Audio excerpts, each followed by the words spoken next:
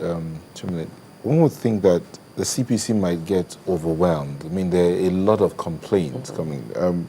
Went and says here, is the CPC, for instance, intervening in the area of electricity supply? People are getting, what do they call it now? Approximate bills. Their meters are not ready. They are not billed appropriately. And so they are just given like estimated bills. That's what they are given. This other person, Falola, talks about how they boarded an airline, she said Kenyan Airlines, their bags were ripped and things stolen from the bags. They've complained. Nothing's been done about it. So many complaints are coming in here. Now, wouldn't the CPC be overwhelmed? Can the CPC cover the entire nation with all the myriads of complaints that are coming in? Good question, which is what gave me sleepless nights when I took over this job. Because I realized that the abuse has been so systemic over the years that it is now a big heap. That if you want to deal with it, you can't take it from the bottom, you can't take it from the middle, you can only begin to take it from the top bit by bit if you must make any impact.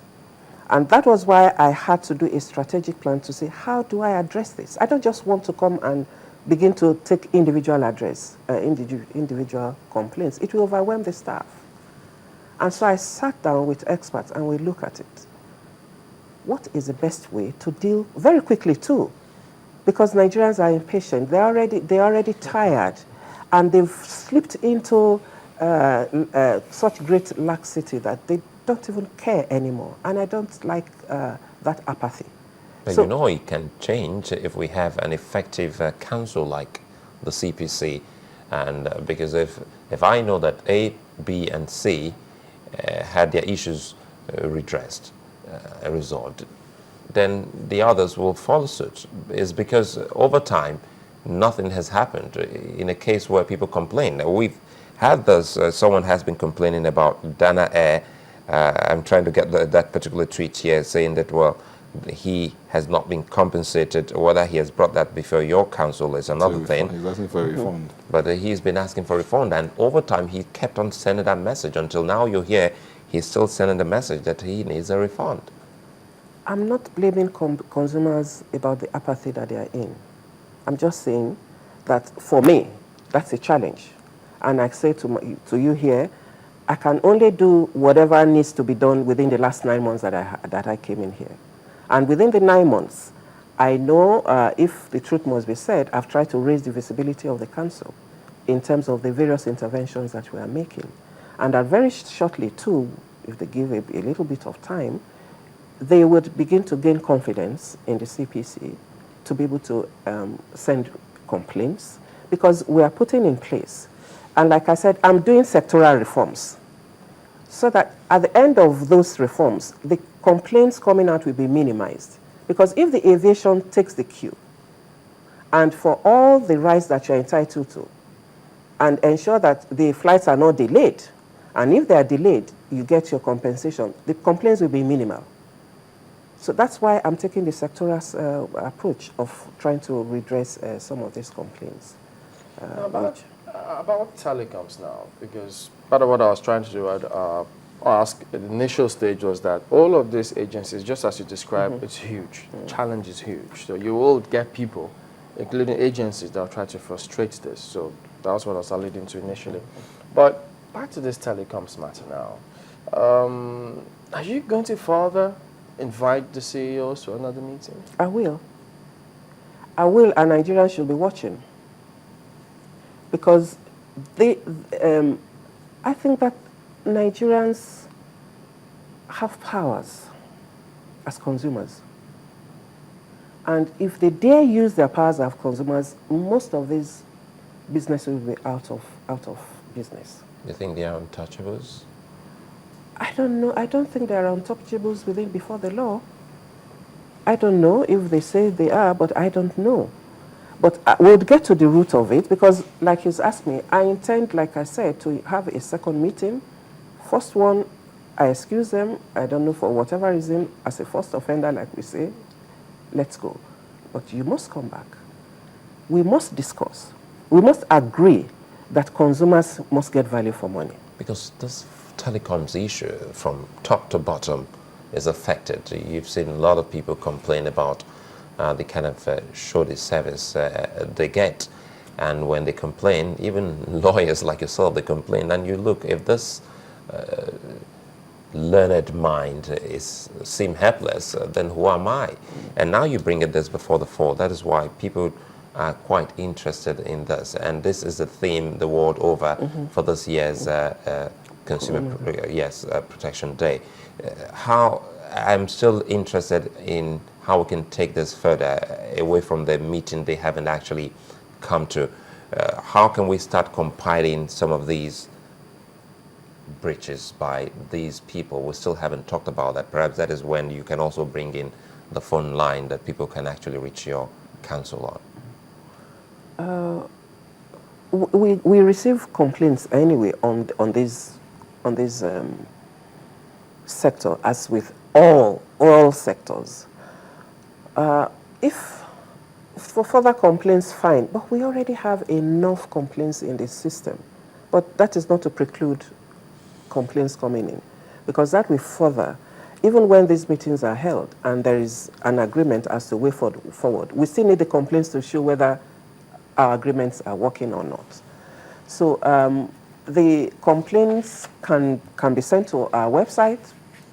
They can be sent, again, I must at some point in time discuss the challenge that I have in running the council, which everybody seems to sweep over because that's the sing-song in all government agencies, is the lack of, I wouldn't even want to qualify it to say adequate. You already can fathom the volume of work that the CPC needs to do. And so what we need primarily is even to engage consumers in terms of public enlightenment. That's one key area of the strategy that I have, that consumers must have a vibrant and massive public enlightenment about their rights across board. So we are not talking of telecoms. Yeah. We are talking of aviation. We are talking of goods and services and products. So how much would you want to give an organization who has, amongst others, the one mandate of enlightening the whole nation, not on one item, but on several? So in line with what I think I'm doing is I've drawn up a media strategy, a public enlightenment strategy, rather. And to say that, as a start, to get to everyone in Nigeria as much as possible, I need the radio. That's one platform that I know I can reach a lot more people. The new media, social media. I'll get to that, because that has its own class. But the radio, will you get to people in the village? And I need that. I need to also translate all those messages in at least 4 main languages.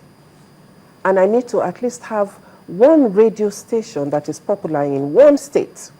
Are you working with the National Orientation Agency? I am.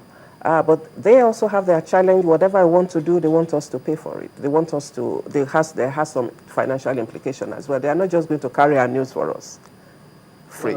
So the National Orientation Agency, yes, you pay them to carry your information out there? No, we would not pay them, but there are other support that we need to give to move it fast. I'm working with them. Okay. I'm working with as many agencies that can help me transmit. But primarily, this is the CPC's role. This is the CPC's mandate.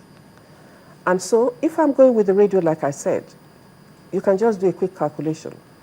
If I'm going to reach each state, just one radio may not be adequate, but at least one that is popular to do some message for us. Yeah. Just thinking here, now you said the radio can reach those in the rural areas. Yes. But my colleague mentioned something about the new media. I'm coming to that. No, I'm coming. Using the new media, is it not possible, because it's somewhat free. Now, the young ones get to know about the CPC and they pass on the message to their parents or to their relatives in the rural areas, say, you can do this. I'm just talking about the issue of funding here, too, looking for an alternative. We have the social media, we have a Twitter, we have a Facebook. At least those are the basic ones. We have that, and that I brought into place because they were non-existent before I came. Wow. So I've had to do a lot within the 9 months that I was. There was no functional Facebook. You really have to build the institution of Absolutely. CPC. So we have the Facebook. It's facebook.com/CPCNG.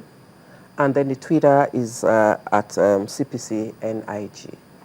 That is now functional. And I'm trying to find a way in which we even do a live stream of some of our activities. You know, just so we are hype also on social media. So every activity that we do, you're able to watch it live. I'm working towards that. So the social media is on top. It started working fully in the last 6 months, because the first 3 months, I just had to get myself together as to how to move this council out of where it is. So the social media is there. The radio, which is free, like you said, well, not free, but has minimal financial implication. Okay. I'm even wondering, I mean, I think by 2015 or so, when the digitization process for the media happens, there will be some complaints, I imagine. In fact, people even to date also complain about DSTV. Yes. So it's huge. Electricity, he said. He said electricity, Yeah. and I already have my plans for that. Because what happens when you privatize is that consumers are not factored into everything that is being said. Especially when we seek this foreign direct investment. Yes. We need to tell the organizations coming in, So- consumer issues rank topmost. Because at the end of the day, it's the consumer that is driving these businesses. But nobody ever talks about, you haven't heard anything said about consumers in all these energy and electricity exchanges going on. But I have my plans, and I've identified all the discos, and it is to say to them, now that you are in the process of taking over this, what are your consumer plans? Yeah. So it's a huge challenge, but we need to take it one at a time. And I'm listening to Nigerians saying, what are you doing about DSTV? What are you doing about telephones? There's so much they want to be fixed in a jiffy. But I can't promise that. I can only promise that I will take each one of them one by one and deal with them thoroughly for us to move forward. So that if we are able to clean one system, we know we are good to go on that system. And then we take the next. Because if I take every one that is here, then I'll be running all over like a headless chicken and will not get any result for Nigerians. Okay, we've been speaking with Pt.4, who is the Director General of Consumer Protection Council. We want to wish you all the best as you go on doing your job. Thank you for coming on this morning. Thank you.